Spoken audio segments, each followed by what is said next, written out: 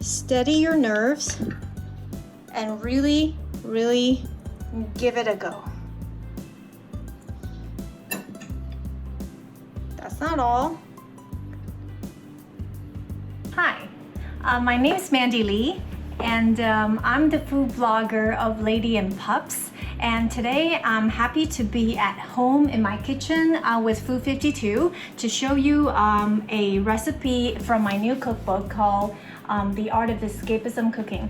So the recipe I'm going to show you today is on page 254, and it's called Saliva Chicken Meatball. So this is an adaptation of a really well-known Sichuan appetizer called Saliva Chicken. And the reason why for that, I can only assume, is because it makes you salivate.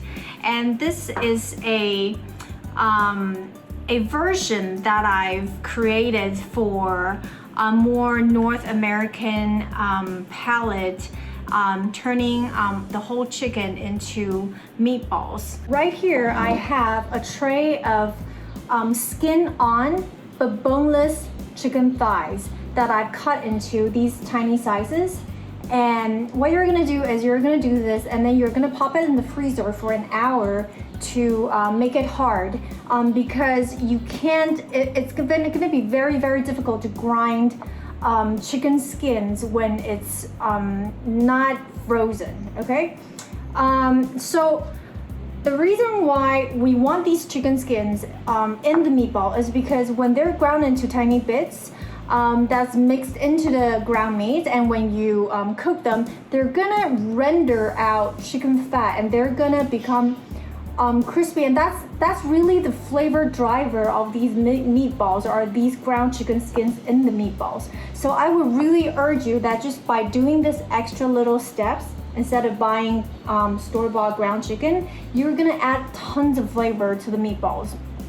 I really believe that when you cut enough corners in a recipe, it starts to lose souls. So try not to use store-bought if you can. So now I'm gonna put these into the food processor. I'm going to, depending on how big your food processor is, you're gonna do a single layer, okay? And then pulse them until they're coarsely ground. Try not to overstuff the food processor, otherwise it will not ground properly. Okay, so just a single layer like that. Now pulse the semi-frozen chickens in the food processor. It's gonna feel like it's not giving in the beginning, but it will. What you're looking for is to coarsely grind the chicken like this, okay? And then so now that you've done that with the first batch, transfer them into a bowl and then repeat until all the chickens are ground to this state. Now I have ground all the chickens in the food processor.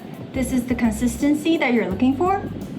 And in the cookbook, the meatball has an ingredient called chicken knuckles, which is the soft cartilage that is, I believe, located in between the thigh bones and drumstick bones.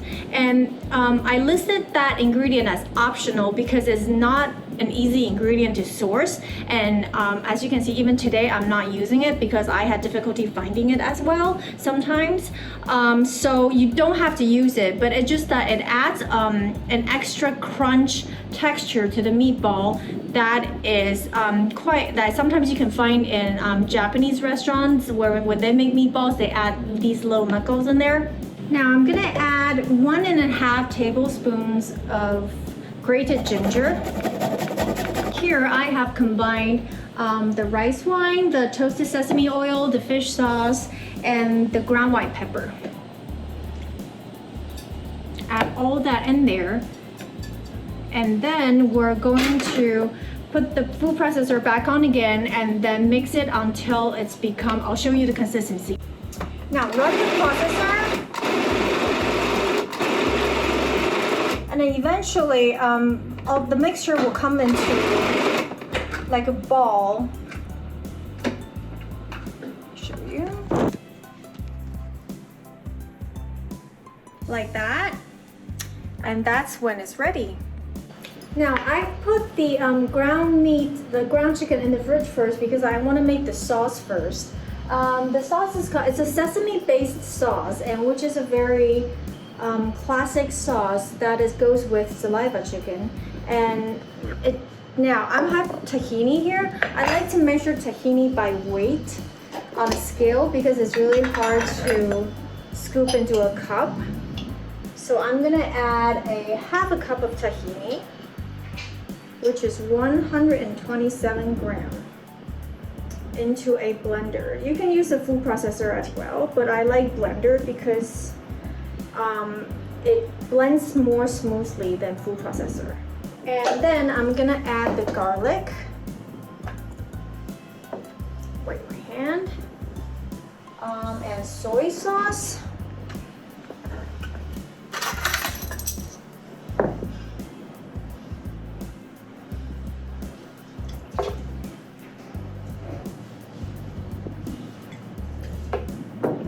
And then toasted sesame oil, balsamic, and half teaspoon of sugar.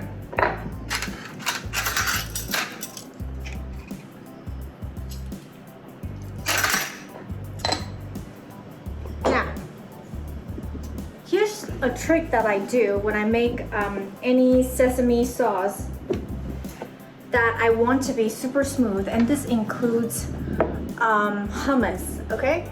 So what I do instead of water is I add ice cubes. Why? Because we want to keep the mixture as cold as possible so that the emulsion can form without breaking. And instead of using water, the ice cube is gonna melt slowly and it's gonna keep the entire mixture cold, which is exactly what an emulsion needs. Okay, so I'm gonna add half a cup of crushed ice. Okay, and then I'm gonna put this on the blender, and then I'm gonna add more ice cubes as I go to get the consistency that I want. Now you can see the sauce is a loose mayonnaise consistency. It should be nice and creamy, and depending on the tahini and everything, you can re-season the sauce. Taste it. If it's not salty enough, add more soy sauce. If it's too salty, add a little bit more sugar.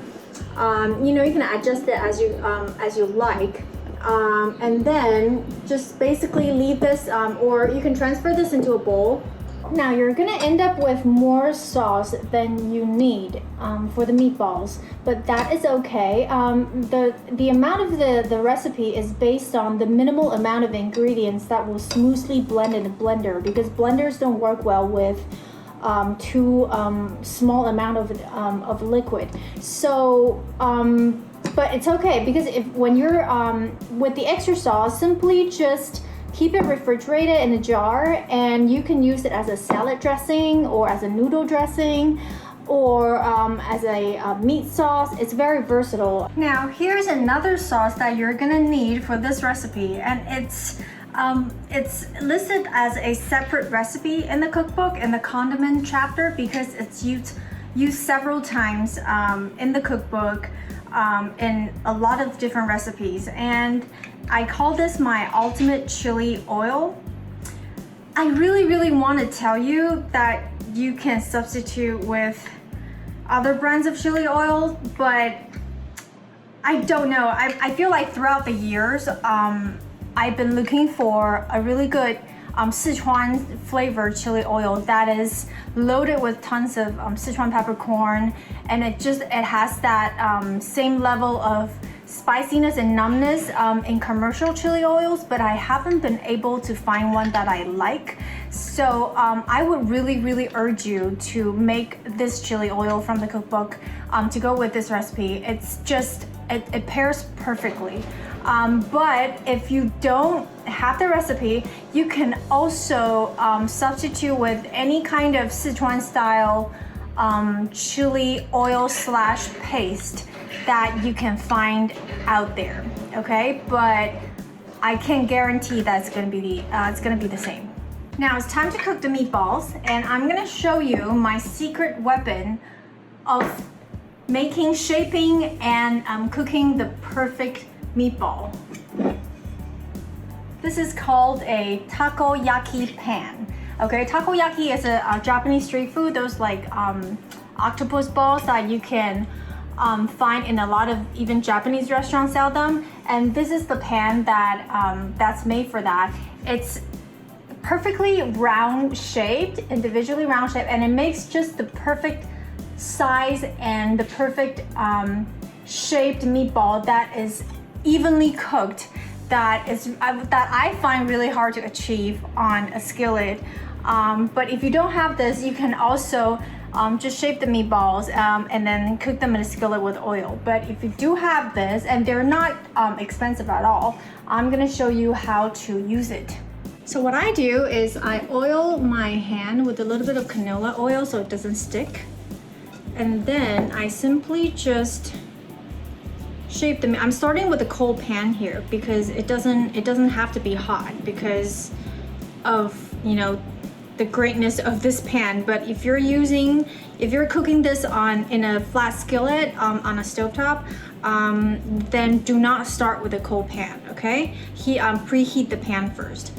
So I'm making these tiny meatballs that fits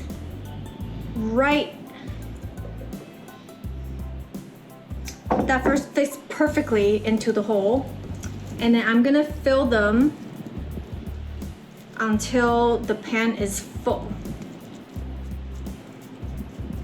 And I like to, you know, when you make meatball, try to toss it back and forth like this to eliminate all the air inside the meatball so that you make a really tight meatball that doesn't fall apart during cooking. Now it doesn't have to be precise here. I'm not gonna obsess with making every meatball exactly the same size. Ta-da!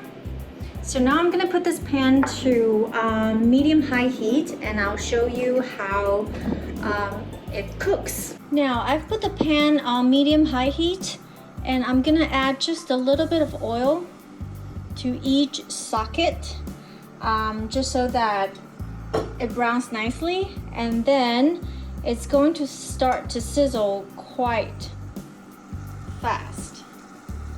Now, when the first downside is slightly brown like this, you don't have to wait until it's fully brown because you can keep turning it later on. Simply do this and then turn the ball. You see how you pick it up and then you just turn it. But you have to make sure that the meatballs are cooked enough on the first side, otherwise the meatballs will fall apart, okay? And then throughout the whole process, you just keep turning them until they're golden brown on all sides. We're kind of midway through here, and I'm gonna show you how I turn these balls.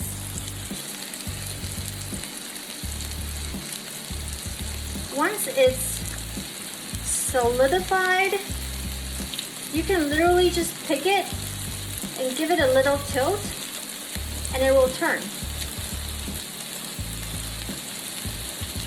You see that? It's super fun. Who wouldn't want to do that? Now I want you to brown the meatballs until it's still super golden brown like this. Okay? That there's no paleness on the surface at all. That it's almost a little bit crispy, like that.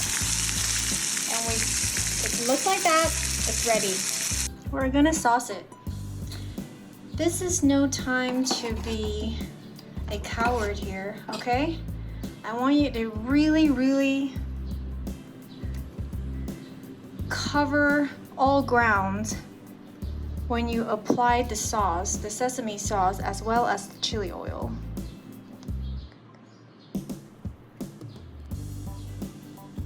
Especially the chili oil, actually.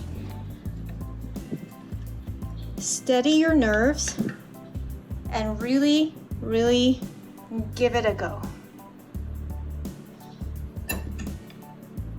That's not all.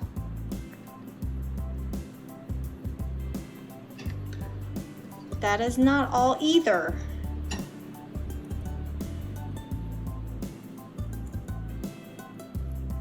Now I'm happy. Scallions. And last but not least,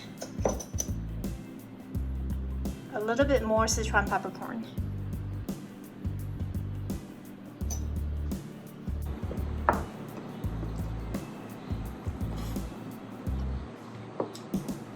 Oh my god, it's so good. Immediately, your tongue starts to numb. And that is the Sichuan peppercorn at work here. A lot of people kind of misunderstood Sichuan peppercorn as spicy. It is not spicy at all. It's not like black pepper or white pepper. It just, it gives a really, really weird tingling sensation on your tongue. It's almost like your tongue is numb. In the beginning, when you're not used to it, you may not like it, but once you ease into that, you know, you let it go, you are gonna start to get addicted to that sensation. And it's spicy, and you know, I'm starting sweating here already, but the sesame sauce works as kind of a cooling ingredient, you know. It's a slightly sweet, and it adds just a little bit of, acts as just a little bit of an extinguisher to the spiciness and the numbingness. And this is so addictive.